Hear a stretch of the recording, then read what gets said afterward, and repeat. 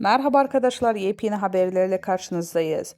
Hande Erçel ile ayrılmasının ardından uzun bir süre sessizlik kalan Hakan Sabancı, sosyal medya hesabından yeni paylaşımıyla gündeme geldi.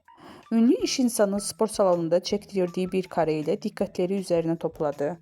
Sosyetenin tanınmış isimlerinden Hakan Sabancı ile oyuncu Hande Erçel bir dönemin en güzel çiftlerinden biriydi. Hatta evlenme planları yapıldığından bahsediliyordu. Ancak sürpriz bir şekilde yollarını ayırdılar. Ayrılığın ardından üçüncü kişi iddiaları gündeme gelse de Hakan Sabancı bu söylentileri kesin bir dille yalanlamıştı. Son olarak Paris Moda Haftası'nda katılan Tuğba Büyüküstü'nün fotoğrafını beğenmesiyle kısa süreliğine dikkat çeken Sabancı daha sonra bu hareketini geri çekmişti. Uzun bir sessizliğin ardından iş insanı Hakan Sabancı Instagram hikayesinde spor salonunda çektirdiği bir fotoğrafla yeniden gündeme geldi. İşte o görüntüleri sizlere sunuyoruz.